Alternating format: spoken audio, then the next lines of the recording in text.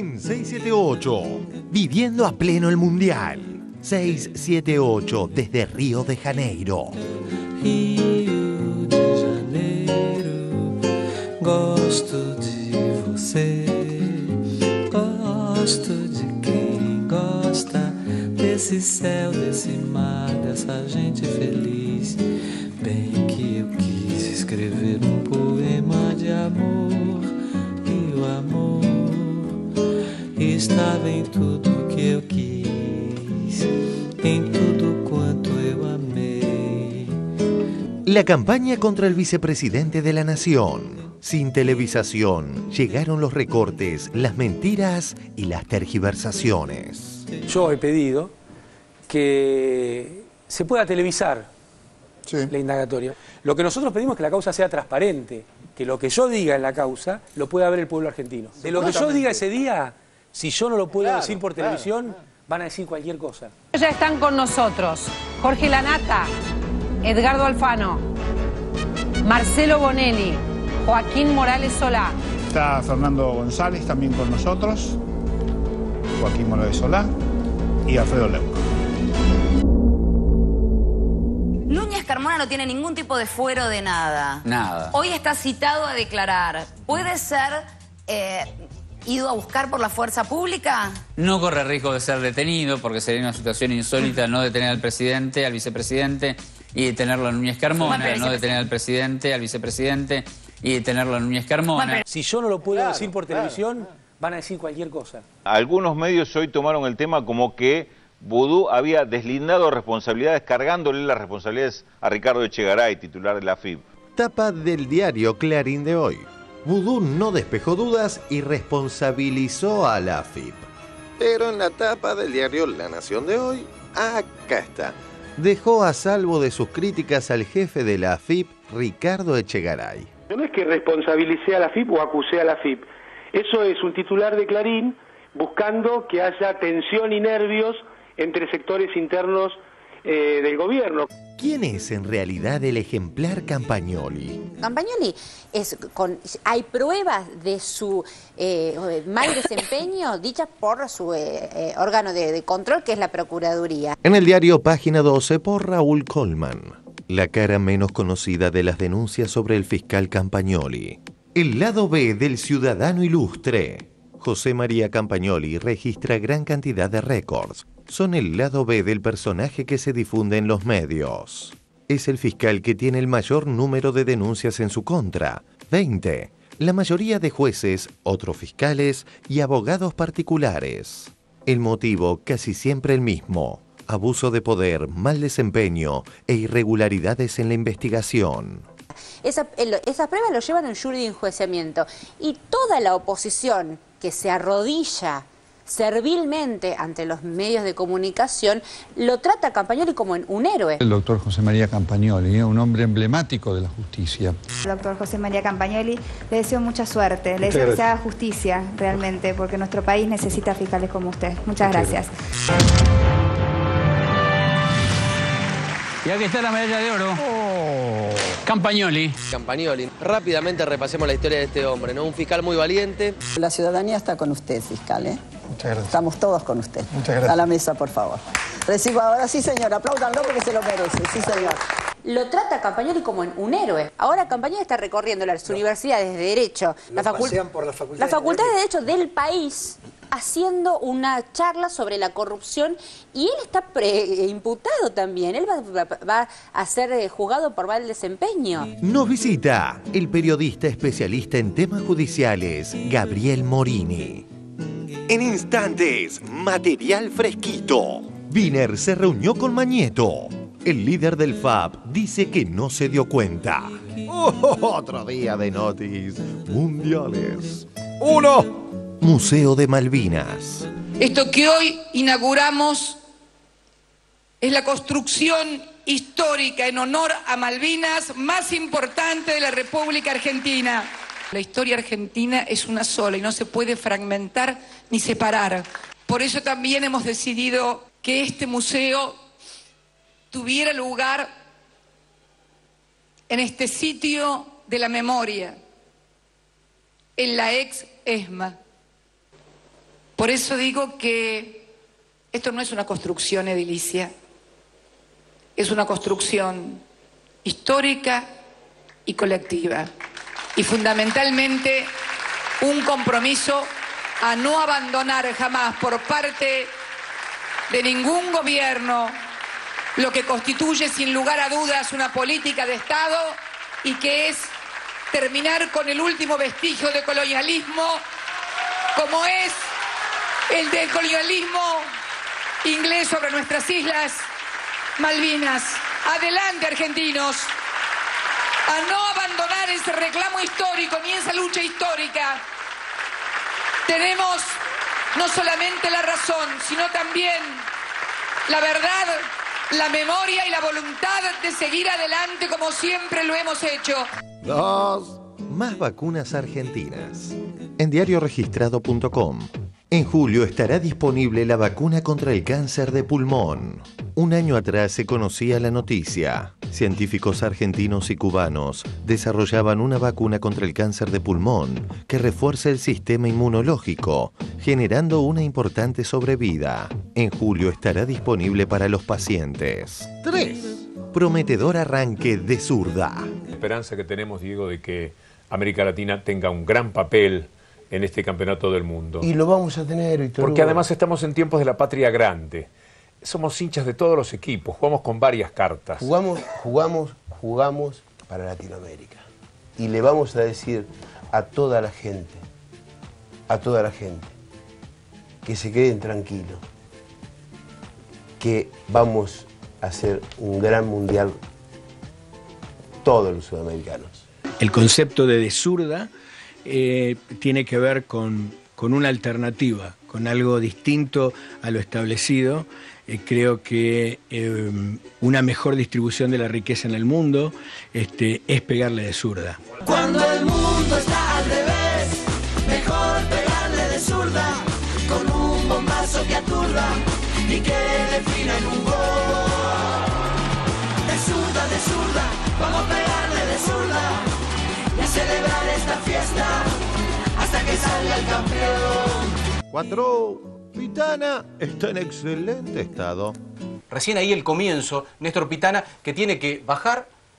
Es una acción defensiva. Sale la contra y él viene a buscarla. ¿Esta jugada va a terminar en falta o no? Y aquí debe decidir en torno a esto, ¿sí? Ahora, la cuestión de la velocidad y del desgaste físico, que un árbitro esté a la altura de la velocidad de Robben, de Di María, de Neymar, de Messi, de Cristiano Ronaldo, es imposible, digamos. Pero se lo ve en muy buenas condiciones al Pitana. Sí. 5. Una buena para Macri, aunque procesado y con confirmación de cámara, se irá a ver el Mundial. En Infonews, Macri Mundial, otra vez de vacaciones. El jefe de gobierno Mauricio Macri estará en Brasil las próximas semanas. Mensagens 6/8. O programa que colocou os cabelos de bunda à corporação midiática. Eu ganho as eleições com o discurso que eu tinha. Sabe, eu não sei se eu governaria esse país 6, 7 meses, 8 meses. 6, 7 meses, 8 meses. E no poema que eu fiz tinha alguém mais feliz que eu. O meu amor que não me quis.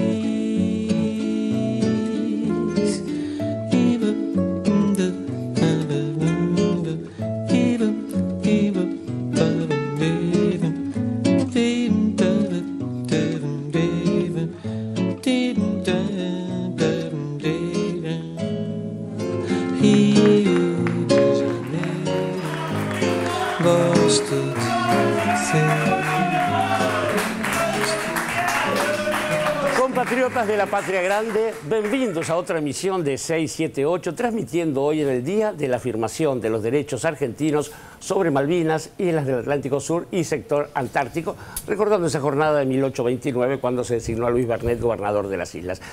Compañeros columnistas del panel, buenas noches. Voy a presentarles nuestro invitado, pero antes de eso voy a recordarles que vamos a estar en contacto directo con Brasil, con el compañero Pablo Viña, transmitiendo desde allá. Pero eso será oportunamente. Le damos la bienvenida al colega Gabriel Morini. Bienvenido, Gabriel. Gracias. Gabriel es un joven periodista que trabaja en la sección política y también la información judicial del diario Tiempo Argentino.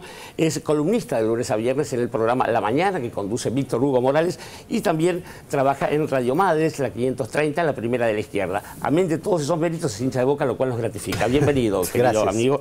Vamos a ir al primero de los informes, que tiene que ver con la campaña contra el vicepresidente de la República y lo que ya era una campaña anunciada. Por supuesto, al no haber una transmisión directa, llegaron los recortes, manipulaciones, en fin, todo aquello que ustedes ya saben, y si no sabían, he aquí el informe. La campaña contra el vicepresidente de la Nación. Sin televisación, llegaron los recortes, las mentiras y las tergiversaciones. Las lecturas, los recortes y las mentiras de quienes le cuentan cómo son las cosas a la gente dieron la razón al pedido del vicepresidente respecto de la televisación de la audiencia. Yo he pedido que se pueda televisar la indagatoria. Lo que nosotros pedimos es que la causa sea transparente, que lo que yo diga en la causa lo pueda ver el pueblo argentino. De lo que yo diga ese día, si yo no lo puedo decir por televisión, van a decir cualquier cosa. Quiero decirles que nosotros buscábamos el máximo nivel de difusión, así que en pocos minutos vamos a estar poniendo en mi Facebook la declaración completa. Nosotros queríamos que ustedes pudieran verlo, presenciarlo y así transmitírselo a toda la población. Esto después decidió que no, pero vamos a subir en la página de Facebook. No se pudo grabar. No, va a estar colgada en la página de Facebook toda la declaración, así ustedes pueden, sin intermediación, bajarla. Ya están con nosotros Jorge Lanata, Edgardo Alfano, Marcelo Bonelli, Joaquín Morales Solá. Está Fernando González también con nosotros, Joaquín Morales Solá y Alfredo Leuco. Ayer, en definitiva, fue un día donde pude dar explicaciones una a una puntualmente a todos los puntos de la acusación. Para mí quizá lo más destacable es que las respuestas estaban en el propio expediente, porque se me imputa haber adquirido Chicone, esos son los términos formales, y en el expediente consta que el 100% de la firma de Allfound, que es una de las que controla Chicone, está en manos de Guillermo Renwick, que es un yerno de Chicone. Y me parece que quedó en claro, primero, que hay un análisis muy sesgado de toda la prueba del expediente. La FIP siguió un camino correcto en todo lo que hizo, y lo dije por expresamente aclarado.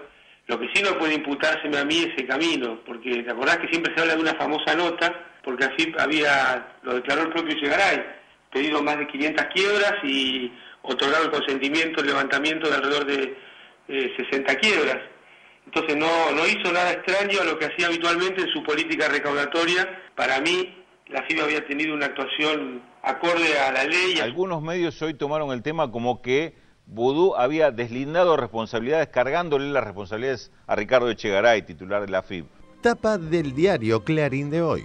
Vudú no despejó dudas y responsabilizó a la FIP. Pero en la tapa del diario La Nación de hoy, acá está. Dejó a salvo de sus críticas al jefe de la AFIP, Ricardo Echegaray. A ver qué textual de Vudú tomó Clarín para justificar que el vicepresidente responsabilizó a la AFIP. Ajá, en esta nota acá, entre comillas, o sea, textual. Quiero repetir que no estoy cuestionando la actividad de la AFIP, todo lo contrario. No escapaban a la habitualidad de las políticas de la AFIP. Textuales de Vudú. Vudú no despejó dudas y responsabilizó a la AFIP. Ricardo Echegaray, y cuando decimos Ricardo Echegaray decimos la AFIP, le está tirando la pelota de lleno a Ricardo Echegaray. Que él no tuvo nada que ver, que en realidad todo el plan de financiación, de ayuda a Chicone para salir de la quiebra fue decidido por la AFIP, que a él solo le preguntaron, con lo cual descarga responsabilidades en la AFIP. Si yo no lo puedo decir por televisión, van a decir cualquier cosa. Responsabiliza con diplomacia también, pero lo responsabiliza a Echegaray por todas las ayudas que recibió Chicone Calcográfica cuando él, Vudú, era... Pero no era él que las pedía. Claro, él las pidió por escrito. Ahí hay una pelea, hay una interna muy fuerte de Echegaray y Vudú. No es que responsabilicé a la FIP o acusé a la FIP. Eso es un titular de Clarín buscando que haya tensión y nervios entre sectores internos del gobierno. La aprobación posterior del plan de pago lo hace la AFIP. Es decir, esto es lo que dice Vudú, no que él no se hace cargo de la cuestión y le carga el peso a Ricardo Echegaray. Digo porque también ya veo que en esto hay alguna intención de presentar esto como que hay un enfrentamiento entre dos involucrados y los dos del gobierno. El deseo de un sector mediático no puede condicionar el accionar de la justicia. En la indagatoria dejó obviamente muchísimas dudas. Insistió pero que no le dio una respuesta a ninguno de los planteos de carácter jurídico que realizó el juez. Vudú no despejó las dudas. Titulares de diarios que dicen no despejó dudas. Esto lo debería decir el juez, ¿no? Si le despejó o no las dudas. Si Lijo fuese un hombre justo, de todas maneras uno se pregunta cómo va a zafar a la presión con Clarín cama adentro, con La Nación cama adentro y la percepción creada de su culpabilidad. Núñez Carmona no tiene ningún tipo de fuero de nada. Nada. Hoy está citado a declarar. ¿Puede ser ido a buscar por la fuerza pública? No corre riesgo de ser detenido porque sería una situación insólita no detener al presidente, al vicepresidente y detenerlo a Núñez Carmona, no detener al presidente, al vicepresidente y detenerlo a Núñez Carmona. Un poco postergada la parte rockera por ahora, Vudú, me parece, sí, ¿no? Sí, no olvidada, pero postergada. Que deje descansar la guitarrita. Seguramente. Que deje descansar la guitarrita. Seguramente.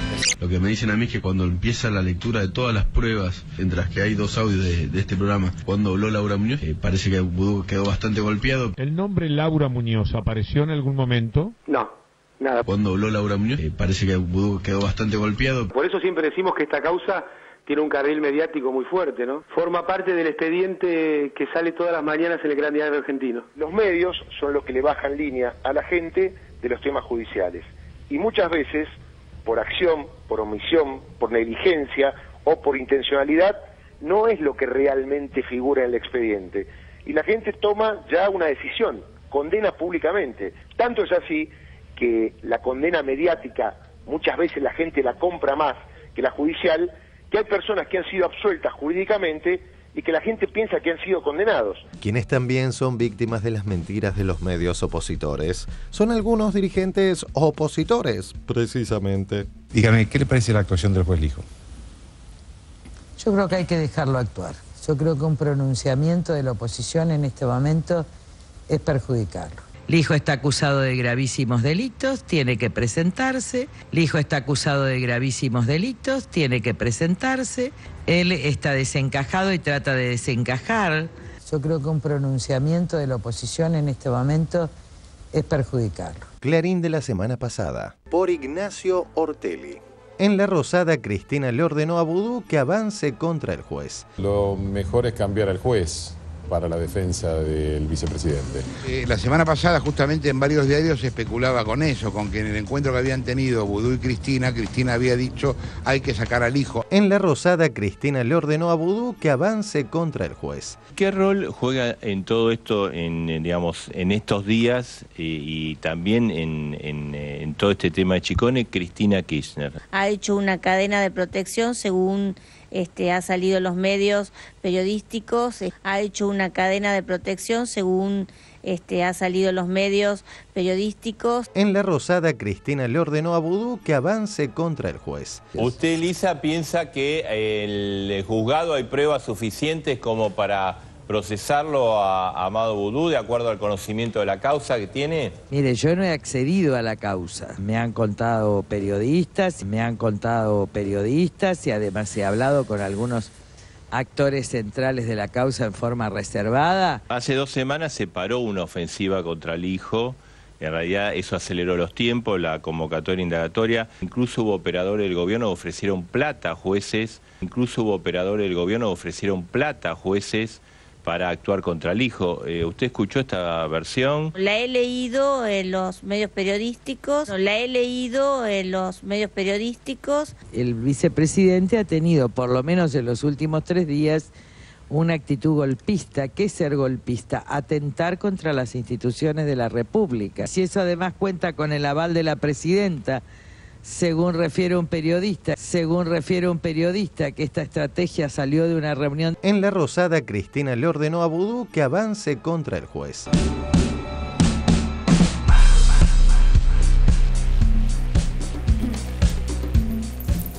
Bueno, realmente llama la atención, a mí no deja de conmoverme, pero bueno, Gabriel Morini lo dejo en sus manos. No, bueno, yo quiero referirme en parte a lo que pasó ayer, lo que pudimos conocer y lo que hay en el expediente. De las casi 6 horas que Vudú estuvo frente al juez, 6 horas netas de declaración, la mayor parte fueron exposiciones de Vudú haciendo una suerte de panorama sobre cada una de las acusaciones. Es cierto que empezó media tensa la indagatoria porque después de leerle toda la acusación, Vudú lo primero que dijo fue, bueno, no sé en qué parte de esta acusación está la de haberme quedado con la empresa.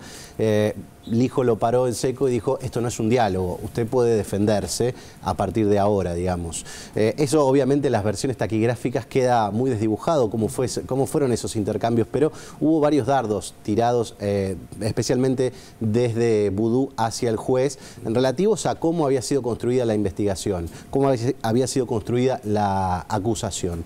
En todas esas casi 5 horas respondió después 10 preguntas referidas a temas muy puntuales y no hubo repreguntas. Esto es un dato también. El fiscal Jorge Aguilera hizo una sola pregunta referida al tema del plan de pagos de la AFIP. Y acá hay otra cosa para referirse bastante interesante. Se habla del plan de pagos otorgado por la AFIP y lo que habría responsabilizado Vudú y no se tiene en cuenta que es un plan de pagos que quedó trunco. Hubo 3 planes de pago en la quiebra de Chicone. El primero, presentado por Olga Chicone, no prosperó. Era el famoso plan ilegal por el que se lo consulta a Vudú. Ese trámite quedó trunco. Segundo plan tampoco prosperó. Tercer plan sí es el que termina prosperando y lo otorga la AFIP por sus propias facultades, sin hacer ningún tipo de consulta. Ese plan de pagos es el que definitivamente termina beneficiando a The Old Fund cuando ya se configura como una nueva empresa. En ese esquema, la AFIP presentó la causa a un muestreo de alrededor de 25 empresas a las cuales le otorgó el mismo plan en las mismas condiciones.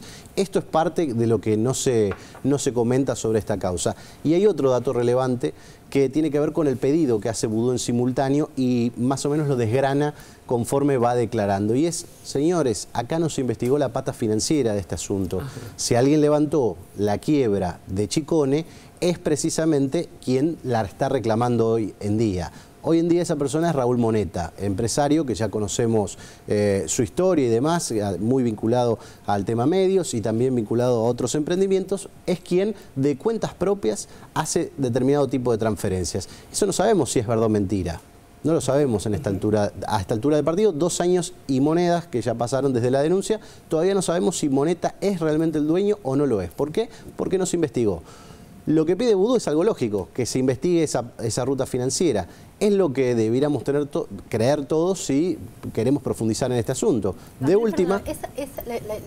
el pedido de que hable Moneta lo hace Vudú ahora, pero tengo entendido que el fiscal ya lo hizo hace varios meses. En febrero el fiscal pidió varias cuestiones vinculadas a lo que es la ruta del dinero del levantamiento de la quiebra. O sea, estamos hablando de alrededor de 50 millones de pesos, de dólares. Y el juez nunca le dio bolilla a eso. El juez no reparó en este asunto todavía y el fiscal viene pidiendo una serie de medidas para confirmar por lo menos si eso es cierto. Lo que está presentado en el expediente es cierto. Y hay un montón de otras cuestiones que no aparecen mencionadas y tienen que ver precisamente con la familia Chicone. Hay un montón de datos, de papeles firmados frente a escribano, de información que consta en el expediente comercial de este asunto, que da cuenta de que los movimientos fueron completamente avalados por la familia Chicone en ese intento de levantamiento de la quiebra. ¿Qué subyace de fondo? Hay una cosa que tampoco nadie comenta y es una causa que está en el juzgado comercial número 16 y es precisamente de los Chicone reclamándole al Estado por hostilidad, porque consideran que el Estado fue hostil con ellos, tanto así como para hacerlos quebrar. ¿Qué es necesario detrás de todo esto? Que haya un delito, que exista un delito efectivamente comprobable. El que estamos hablando de esta causa es uno probable. Ahora, Gabriel, digo, para entender bien esto, vos decís que hay varias cosas, no hubo repreguntas, esto es importante que no haya habido repreguntas. Por lo menos no lo consideraron pertinente, la verdad. Y la declaración esa que apareció de la Cámara, declarando como abstracto el pedido de nulidad que se había hecho desde la defensa de Vudú, ¿qué significa? Bueno, esto en una lectura apresurada implica un revés para la estrategia de Vudú. La lectura apresurada, la del título nada más. ¿Por qué? Porque declaran en abstracto las nulidades que había planteado la defensa de Vudú puntualmente, sobre los testimonios de Nicolás Chicone y de Guillermo Renwick. Ahora, ¿qué es lo que hay de fondo en esta cuestión? Los camaristas coinciden en la decisión nueva del hijo de tenerlos como imputados a los Chicone y a Guillermo Renwick en este expediente, no testigos, como partícipes de la maniobra. Recordemos que tanto Chicone como los demás fueron considerados incluso querellantes en este expediente. Querellantes hace unos meses nada más. Declararon como testigos, estaban imputados, declararon como testigos, fueron pasados a querellantes y volvieron a la calidad de testigos, y después del auto de indagatoria que dio a conocer Lijo, los devolvió a la calidad de imputados. Bueno, ¿qué dice la Cámara con respecto a esto? Bueno, este conflicto no tiene sentido, está resuelto porque Lijo volvió para atrás. Ahora, esto abre un interrogante sobre qué va a pasar con esos testimonios o para qué los va a usar el juez si es que decide usarlos en un eventual procesamiento o en un eventual sobreseimiento. Digo, estas son dos posibilidades, dos caras de la misma moneda. Y lo tercero, y me parece más relevante del fallo de la Cámara, que no casualmente aparece a la mitad de la declaración de Vudú, es que hacen especial énfasis los votos de dos camaristas en investigar la pata financiera de este asunto. No se investigó quién puso la plata, si la pusieron realmente y si eso puede ser endilgado o no a Vudú. Clarísimo. Sandra Russo. Sí, yo estuve leyendo la declaración que salió completa hoy en página 12, pero a raíz de... Y es muy complejo el expediente, pero a raíz de esto, del pedido de la Cámara sobre la investigación de la ruta del dinero, también asociándolo con la forma que le dio el juez a la citación indagatoria, donde además de citarlo también daba una especie de hipótesis de lo que él está investigando. Al cerrar esa hipótesis, a tal punto de mencionarla y de hacerla explícita en un pedido de indagatoria que salió en todos los medios, y de hecho todos los medios están comentando eso, por cierto, como si ese fuera el caso, y haber dejado... sin explorar la ruta del dinero, a uno sin saber demasiado de judiciales, le da la sensación de que el juez, más que investigar el caso, lo que estuvo haciendo hasta ahora es comprobar una hipótesis que fue lanzada en los medios de comunicación. Sí, hipótesis que está basada en el testimonio, en los testimonios que están pedidos por ser nulificados. Y esto entra en relación con lo que comentaba antes. Hay un reclamo judicial de parte de los Chicone, hay una maniobra que ahora el juez considera que si existió, fueron partícipes los Chicone, y hay que ver cómo empieza a jugar esos testimonios, que son los que apuntalan las reuniones, las amenazas, los intentos de negociación que tienen como protagonista Núñez Carmona. Todos hechos que obviamente configuran, si uno va uniendo los hilos, configuran una maniobra que podría ser delictiva para quedarse con la empresa. Es más, el término "se quedaron con la empresa" es de Chicone, es de las declaraciones de los Chicone. Por eso, es un gran interrogante cómo el juez va a resolver esa cuestión y sobre todo qué puede llegar a decir la Cámara cuando le toque revisar este asunto, si es que le toca, ante una decisión del juez. ¿Nora? Sí, varias preguntas. Una con referencia al estado de salud de Moneta, porque lo que ha trascendido es que Moneta y los abogados de Moneta en otras causas han dicho que no está en condiciones de declarar en ningún sentido. Y qué pasa con el otro pedido, que es el Brito, ¿no? Que también es mencionado como quien facilitó el dinero o gestionó las vías esto, a través de distintas cooperativas. porque además era un integrante del Banco Macro quien aparece como vicepresidente de Olfan, que Máximo es Lanusse, Máximo Lanusse, de Compañía de Valores Sudamericana. Cuando se conforma la nueva sociedad es que ahí aparece. El fiscal pidió que se lo cite a declaración testimonial. La Cámara fue aún más dura. El voto de Fara, el voto del hombre que teóricamente iba a desplazar al hijo, fue, la verdad, indicativo de qué es lo que quiere por lo menos un sector de la Cámara, que se lo cite indagatoria, tanto a Echegaray como a Brito como a Moneta. Digamos, las tres partes, desde el Estado y desde los empresarios, que facilitaron el mecanismo de salvataje de Chicone. Obviamente hay muchos documentos que de alguna manera corroboran que el dinero pasó de cuentas del Banco Macro a cuentas vinculadas con Moneta, y de esas cuentas vinculadas con Moneta pasaron a engrosar los fondos de The Old Fund, que precisamente se utilizaron para levantar la quiebra. Todos esos documentos están en la causa desde el 2012. Claro, y además, perdóname, leyendo también la declaración de Vudú, hay un dato que a mí que creo que yo por lo menos no tenía claro hasta ahora, es esto de que en rigor había una cláusula de garantía más o menos entre los Chicone y Van der Brohe como titular de Olfan, es decir que ellos le iban a pagar por mes determinada cantidad de dinero y una vez que le pagaran volvía la propiedad de la empresa a los chicones. Esto es cierto, este es el preacuerdo de prestación de servicios entre Van der Brohe, firmado por Van der Brohe y Guillermo Renwick, yerno de los Chicones. Esto es precisamente la firma que se pidió ahora que se perite, tampoco se peritó para saber si esto es real o no. De todas formas está acompañado por un acta notarial en otro de los informes y anexos. Esto nosotros lo publicamos en su momento porque tiene dos cosas realmente muy interesantes. La primera, eso que vos mencionabas, precisamente que el 70% de las acciones son cedidas a Van der Brohe por parte de Renwick, pero primero que el acuerdo tiene que ser secreto. Secreto para proteger precisamente las relaciones familiares. Se lo establece en uno de los puntos que está aquí. Y la pregunta ¿Qué quiere decir que tiene que ser secreto para proteger las relaciones familiares? No, es algo que yo también me pregunto porque teóricamente declararon ante la justicia que ellos mismos fueron en acudieron a buscar ayuda oficial y que esto era un plan que Renwick le iba a facilitar a su suegro, que lo veía muy mal y muy deprimido con la situación que atravesaba la empresa. Solitario, ese efecto, es un psicológico, parece. Y el segundo punto, ese es el que mencionaban ahora. En cualquier caso, en cualquier eventualidad, Guillermo Renwick tenía la potestad de recuperar el 70% de las acciones, es decir, el 100% de lo que estaban cediendo, sin mediar ningún tipo de explicación o razón. El día, puntualmente, el día 13 de junio de 2012, eso se hace efectivo en este acta notarial que además tiene el anexo de la certificación por escribano de las firmas y demás. O sea, esto ocurrió. Renwick fue la persona que estuvo en un programa dominical de testigo clave. Sí, testigo clave, aduciendo inocencia absoluta. Sí, estaba pensando, para sumar a todo lo interesante que está diciendo Gabriel, en la actuación del hijo, ¿no? Que cuando vino Boudou aquí dijo que él pensaba que lo iba a procesar porque la citación era casi un fundamento del procesamiento. Ayer Pablo Yonto decía que él tenía la remota esperanza de que el hijo se hiciera cargo de las responsabilidades institucionales con la que estaba y que si no había elementos suficientes no tendría que procesarlo.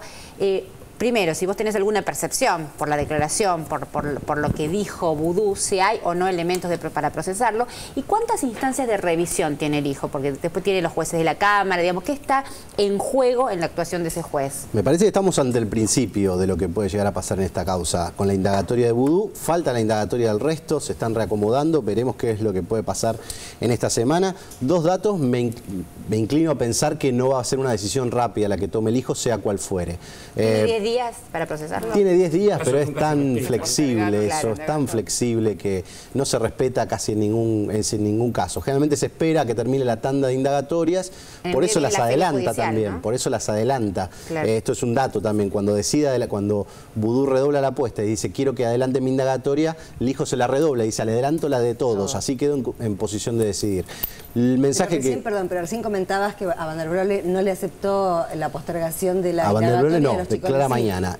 A Chicones sí, declara semana que viene, dicen que no está, son dos motivos distintos. Van der Brohe dice que quiere tiempo para analizar precisamente la estrategia de defensa y estos papeles de los que estamos hablando, y Chicones dice que no va a estar en Buenos Aires.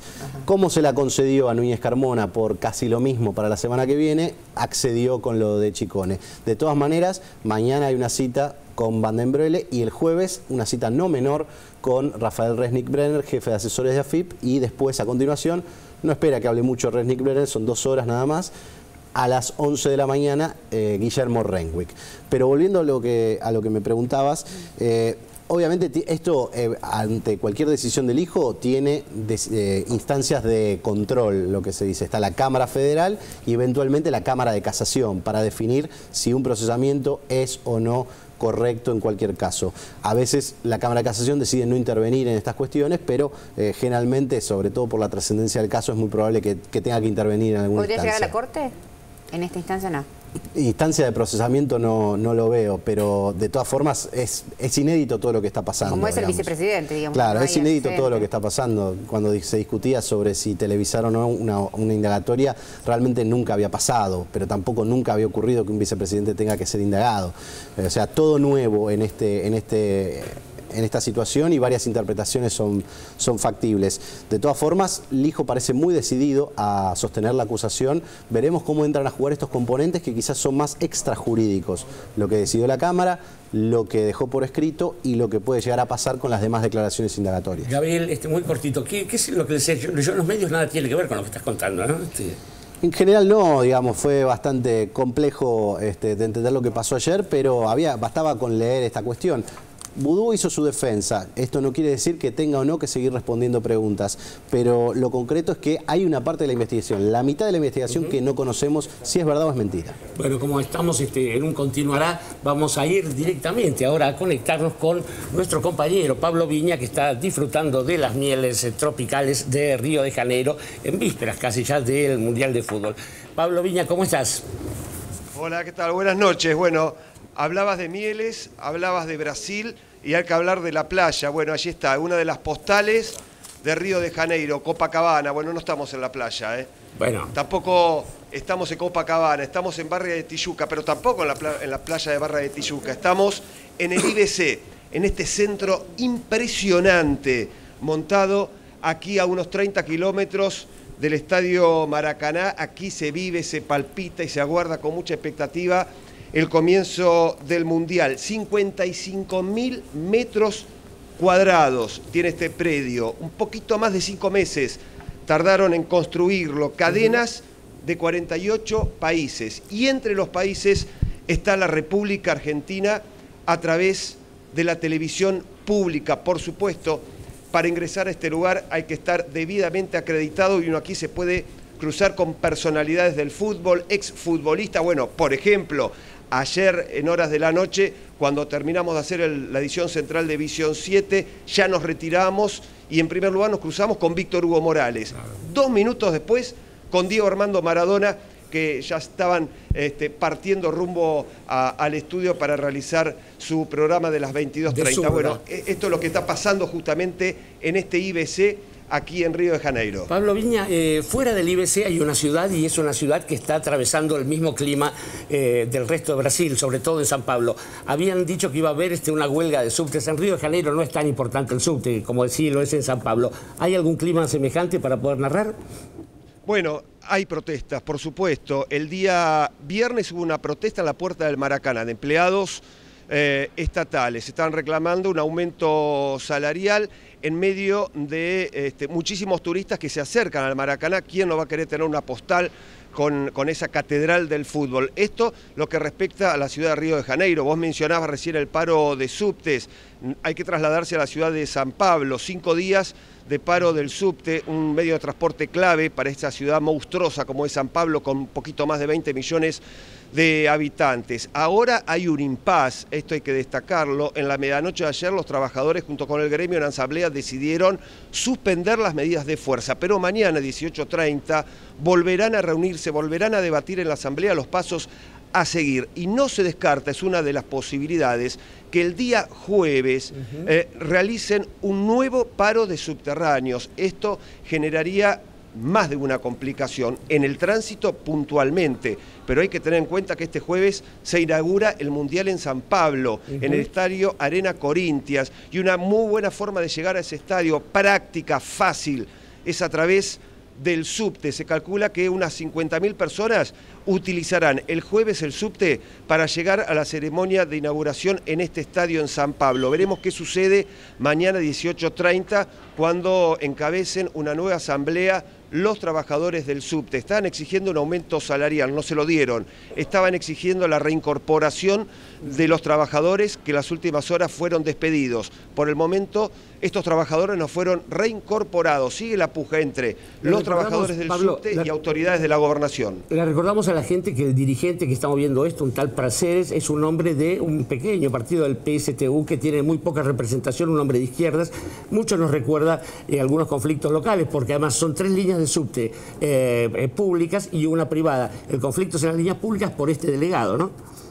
Exactamente, y por eso la puja y las negociaciones las llevan a cabo directamente con el gobernador de San Pablo. Fue el propio gobernador quien justamente repudió en primer lugar este paro que se extendió durante 5 días, fue quien decidió el despido de estos trabajadores. Hay que destacar que el día lunes llegó un fallo de la justicia de la ciudad de San Pablo que declaró ilegal esta medida de fuerza. A partir de esa decisión, de este fallo, los huelguistas desoyeron este fallo de la justicia paulista y continuaron con la medida de fuerza. A partir de allí se concentraron en la puerta de una de las estaciones más importantes del subterráneo de San Pablo, como es Rosa María. Llegaron efectivos de la policía militarizada.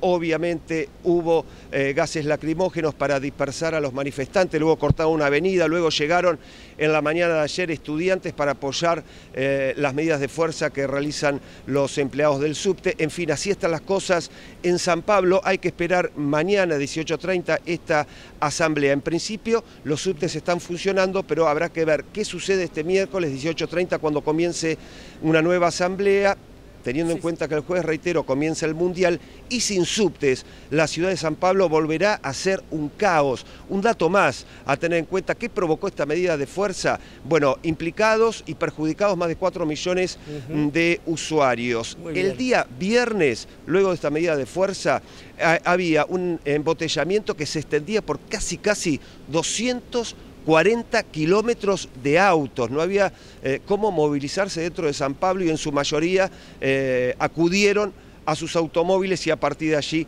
obviamente, este gran embotellamiento de 240 kilómetros de largo. Es un consuelo parcial, querido Pablo Viña, para los que vamos a tener que mirar el Mundial por televisión. Te agradecemos este contacto. Vemos que los cronistas de la televisión pública saben de fútbol y no dejan de lado la realidad. Pablo, te mandamos un abrazo con profunda y envidia, que no es sana, pero bueno. Y seguimos en contacto contigo. Vamos a salir todos los días al aire para tener estas novedades.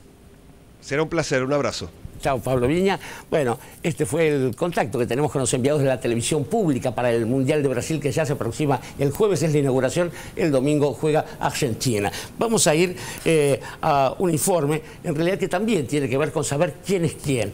Por ejemplo, estuvo de campaña Campagnoli. Vamos a ver quién es este señor por el cual se han desgarrado las vestiduras. Muchas personas lo han nombrado ciudadano ilustre y le han sacado lustre desde todos los costados. Vamos al informe.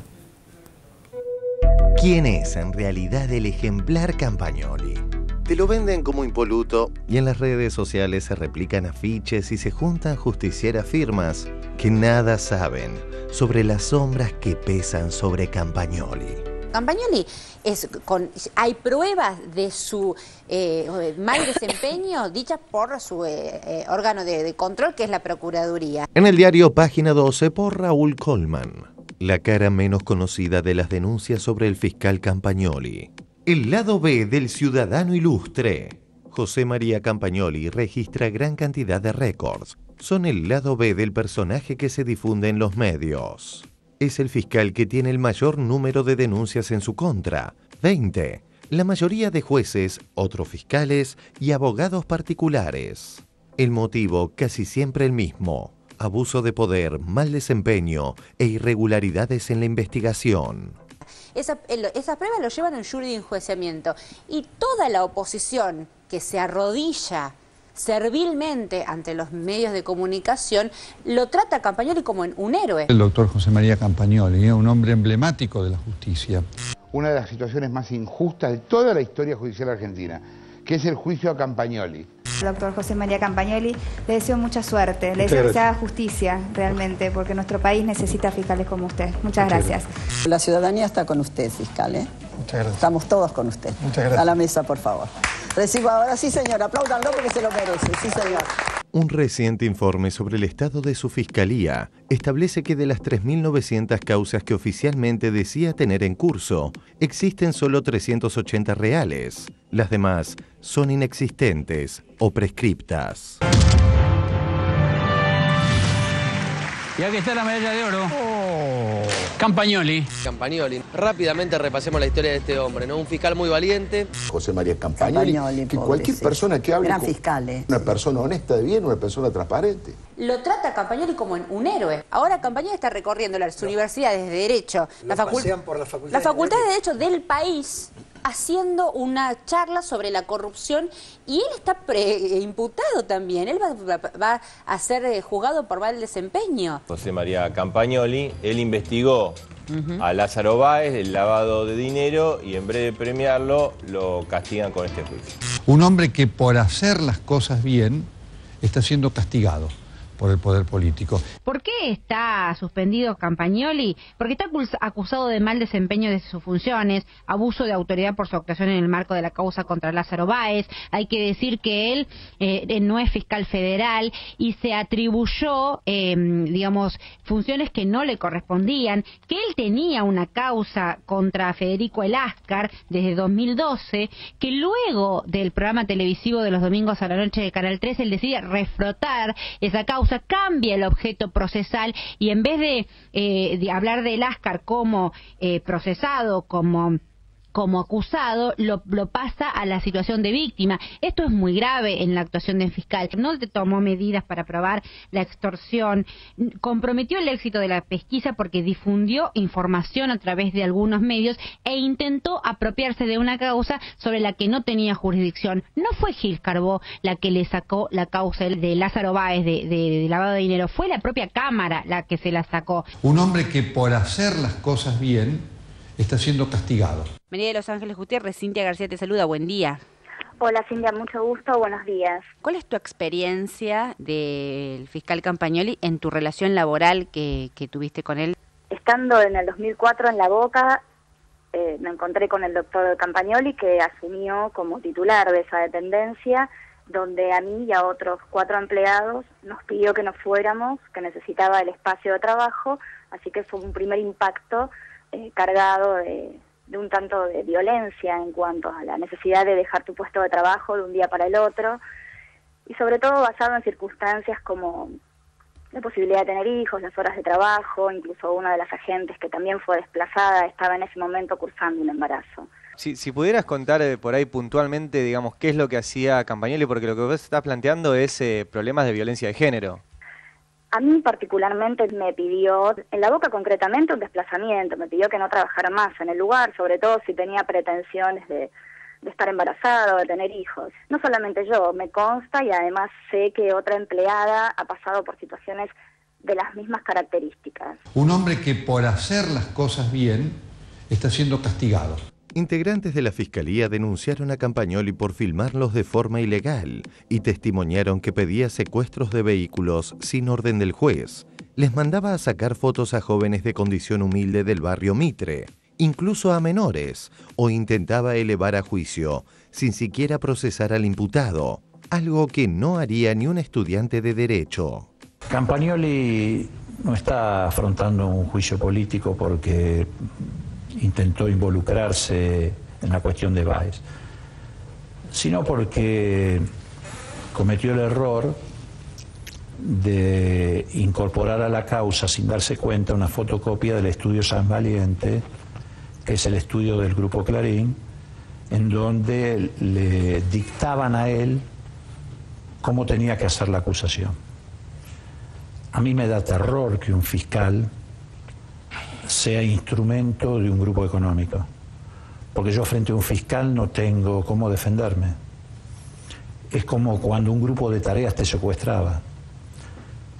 Cuando el poder del Estado, en este caso de uno de los poderes del Estado, actúa con esa impunidad y en función de los intereses de un grupo económico, reproduciendo en la causa de acusación lo que el estudio Sáenz Valiente le había dictado que tenía que hacer, ese fiscal tiene que ser sometido al examen de los poderes públicos. Es gravísimo.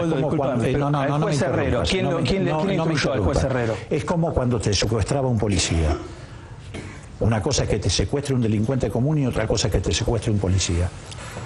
Cuando un fiscal actúa de esta manera, estamos frente a un problema gravísimo. Bueno, El héroe Campagnoli, el ciudadano ilustre, el fiscal de los cuales precisamos muchos como él, según Mariana Fabián y Mirta Legrand. No voy a convocar a Cintia García, que es la presidenta del Club de Admiradoras de Campagnoli, pero sí a Gabriel. ¿Cómo es esta mano, en principio, de que se lo haya transformado descaradamente en una especie de adalid de la justicia? Es un tipo que viene cargado de antecedentes espantosos. Bueno, me da la impresión de que está funcionando la figura de él, más allá de su actuación o no, como una suerte de ariete importante para percutir con determinados temas, ¿no? Sobre todo esta frase tan remanida de que es un fiscal que está siendo corrido o está siendo perseguido por haber investigado al poder. Al poder se lo está investigando en la causa, en la Fiscalía Federal que conduce Guillermo Marijuán y en la causa que instruye el juez Sebastián Casanello. Esa es la causa que involucra a Lázaro Báez y esa es la única causa que debía haber en ese tema. Punto 1. Punto 2. Está afrontando un jury José María Campagnoli no por haber investigado de más, sino precisamente por los términos de abuso de poder y de mal desempeño de sus funciones. Mal desempeño, ¿por qué? Porque se supone que investigó de menos. ¿Qué investigó de menos? La extorsión a la que estaba supuestamente siendo sometido Federico Láscar, que resultara procesado en la causa principal. En todo ese esquema hay un montón de otros componentes. Su relación con Carrió a través de su hermana, que es una dirigente de la coalición cívica, hecho que él dice que es una cuestión lateral. El tema del dictamen que figuraba en otra causa y que era un borrador que tenía en su poder el estudio Sáenz Valiente, tiene una explicación para eso es lo que él afirma. Las cuestiones vinculadas con el abuso de poder de la Secretaría de Investigaciones Penales para instruir una causa y ocultar esa información de las partes, que eran los abogados de Báez en ese momento. ¿Qué es lo que dicen? Bueno, no, esto no pasó, no ocurrió de esta manera, pero en definitiva es por lo que va a tener que responder en el jury. Y a mí me parecen importantes también otras cuestiones que no aparecen en el jury. El jury empieza la semana que viene. Sí. Tenía un testimonio fuerte, que era el del fiscal Guillermo Marijuán. El fiscal Guillermo Marijuán públicamente había dicho que la investigación de Campagnoli había sido muy buena. Ahora, cuando le tocó decidir sobre el asunto de Láscar y la extorsión, la supuesta extorsión sobre la que había sido víctima, en un párrafo definió lo que fue este asunto. No hubo pruebas, no se recolectaron pruebas de que hubiera habido extorsión. Digo, en definitiva, más allá de que lo que haya dicho Marijuán, lo que importa en definitiva es lo que dejó por escrito. Y dejó por escrito que Campagnoli, por lo menos en ese tema, no lo investigó. Veremos qué es lo que sucede. Toda la investigación de Campagnoli, y eso es otro detalle, la verdad que es importante, toda la investigación de Campagnoli, todo lo que él dijo que hizo en esos 20 días hábiles, donde fue contra el poder, donde logró determinar la ruta del dinero de Lázaro Báez, donde determinó todos los asuntos vinculados con lavado de dinero, todo eso está anexado en la causa federal. Digamos, si se usa, si eso sirve, se va a usar. Bien, recordemos que se lo está promocionando como el tipo que avanzó donde otros no querían. Cintia. Es que me parece que, más allá de todo lo que ya se planteó, el caso Campagnoli representa un caso paradigmático de la distorsión mediática y de los intereses mediáticos. Lo que hay alrededor de Campagnoli es un sistema de protección y promoción, diría yo. Es probable que Campagnoli tenga intereses en alguna candidatura política, pareciera mostrarse de esa manera, y los medios lo utilizan o es un ida y vuelta de intereses y manipulación y distorsión de la información, ocultando todos los datos ciertos. O sea, que Campagnoli tiene un proceso de suspensión administrativo por la autoridad de aplicación de su función, que es la Procuraduría General, por todo lo que se dijo, no está relatado. Él se victimiza, los medios ayudan a esa victimización, ocultan la información, además de ocultarla, la distorsionan y tienen una profunda doble vara con respecto a qué se hace con un imputado. Porque hacia un imputado hay que pedirle el juicio político, a un imputado como el fiscal Campagnoli no puede ser tratado como un héroe. Más claramente, lo sostenido en los medios, especialmente en el programa de los domingos, etcétera, es mentira. Así, lisa y llanamente, Gabriel. De alguna manera, la verdad es que son apreciaciones de que corren por cada uno. A mí me da la impresión de que los términos de la acusación son claros y hay que dejar que avance el juicio político. En este caso, dicen que hay prueba en contra de Campagnoli y que eventualmente tendrá que defenderse. Esa es su oportunidad para hacerlo.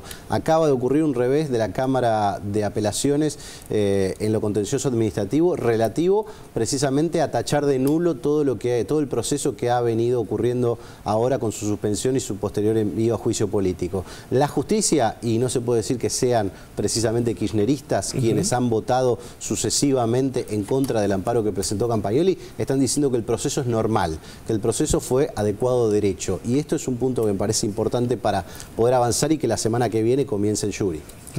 Déjame agregar una cosita, porque a mí me parece que hay un tema que no es menor y que es Campagnoli, hay que reafirmarlo, es ciudadano ilustre.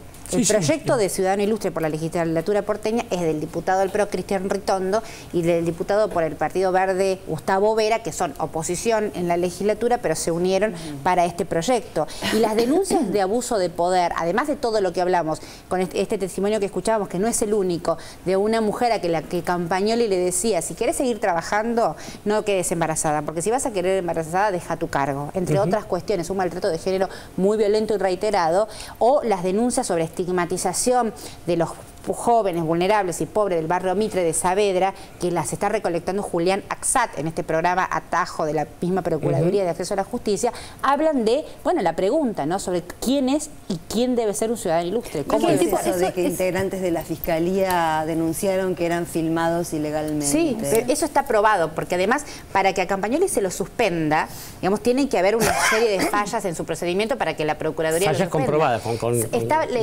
Campagnoli se filmaban, bueno, después hay que investigar para qué filmaba, pero hacía espionaje interno en los empleados de la Fiscalía, con tanta mala suerte que uno de los que tenían en una caja de zapatos una camarita oculta.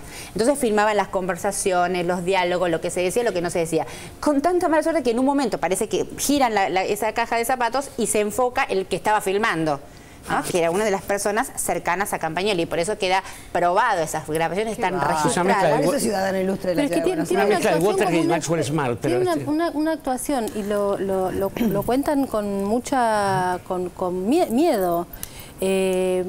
Las personas que hacen trabajo social solidario, incluidos miembros de la iglesia en el barrio Mitre, pues es un tipo al que le tenían miedo los pibes, pero entonces el tipo tiene una actuación como de sheriff, de sheriff en el sentido de con un arma y violando todos los códigos de la ley, una especie de supremacía por sobre, entonces no son irregularidades administrativas, digamos, la que luego, sino un modo de presentación en lo que hace, que en unos casos mete miedo a los pibes sobre los cuales tiene algún tipo de actuación, a los empleados, y por otro lado se lleva puesta una causa por cosas que no son menores. Este detalle que planteaba Gabriel, de un papel, y que decía Morón en el informe que vimos, un papel que se cuela, no era una fotocopia que le dan una información al estudio Sáenz Valiente, era parte del original, como para que el estudio lo terminara de completar, una especie como de espacios en blanco. Espacios en blanco para que el estudio completara. Y las medidas de prueba que eran secuestros, allanamientos y demás. Un formulario. O sea, quitar del Estado y que un privado complete lo que corresponde y luego vuelve al expediente estatal, por el cual habrá algún tipo de sentencia. La gravedad de que un fiscal. Es como un grupo de tareas, digamos. Claro,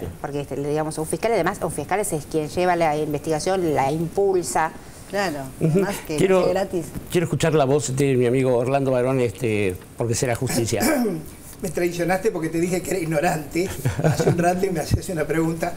Y voy a hacer elogio de la ignorancia.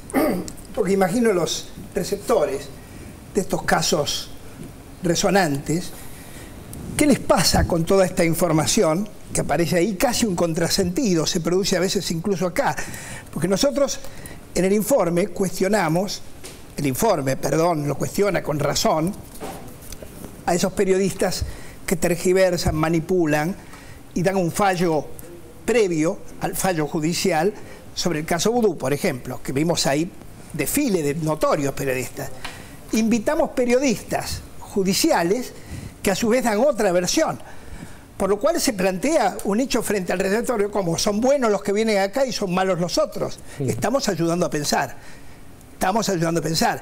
Es decir, se supone que la producción, con su criterio, te invita a vos porque sabe de tu seriedad, de tu convicción y de tu manera de expresar. Yo pienso también que vos, como colega de todos esos otros periodistas, debés sentir o una frustración o una sorpresa. Desconozco algo, dijiste, ya dijiste algunas cosas acá. ¿no? Algunas cosas. Lo otro que quería decir para cerrar, para que piensen que un hombre grande a veces piensa más lentamente, con menos temeridad, porque se sabe más vulnerable, que en estos casos, sobre todo el judicial, llenos de secretismos, que no tiene, por ejemplo, los géneros políticos y la economía, que son más bocones por su misma explicitud frente al público, pienso que pocos saben mucho de la causa. Pocos saben mucho de ambas situaciones. Muchos saben poco y opinan mucho. Muchos saben que no saben, pero han emitido su fallo y su sentencia previa. Y muchos otros están esperando a Godot, pero Samuel Beckett no se los va a mandar. Esto es lo que le pasa al receptor de esta causa. Yo frente a Vudú, por eso esta tentación de ignorancia, frente a Vudú que vino acá y explicó, y todos los antecedentes de este programa y de cosas que uno lee, jugué mi expectativa favorable a la justicia con mis simpatías y adhesión al vicepresidente de la República, por lo cual no puedo renunciar a ese pensamiento que sigo teniéndolo. Pero igual estoy pensando que hay una gran audiencia que se siente atravesada, intrusada por una infinidad de sermones, de apotegmas, de sentencias, de sabidurías que parecen realmente ciertas y son creíbles, como el caso de lo que ha expresado Cintia, con más énfasis a lo mejor que otros porque sabe de este caso, pero igual yo tengo que tener mi credibilidad sobre Cintia. Bueno, lo demuestra cotidianamente, casi siempre cuando nos peleamos con ella. Esto es lo que se llama derecho viejo. De algún modo, les cuento que vamos a ir a un corte y después de la pausa vamos a revelarles algo que por modestia el exgobernador de Santa Fe, Ernest Wiener, no quiso decir acerca de su encuentro con Mañeto. Y también aquello que nadie les cuenta sobre la causa Chicone, aquí en 678 después del corte. ¿Quién fue el raro bicho que te ha dicho chepebete que pasó el tiempo del firulete? Por más que roncan los merengues y las congas, siempre es buen tiempo para milonga. Vos, deja nomás que algún chabón chamulle el cohete y sacudile tu firulete. Este arabesco que en el alma la milonga nos bordó es el compás criollo y se acabó.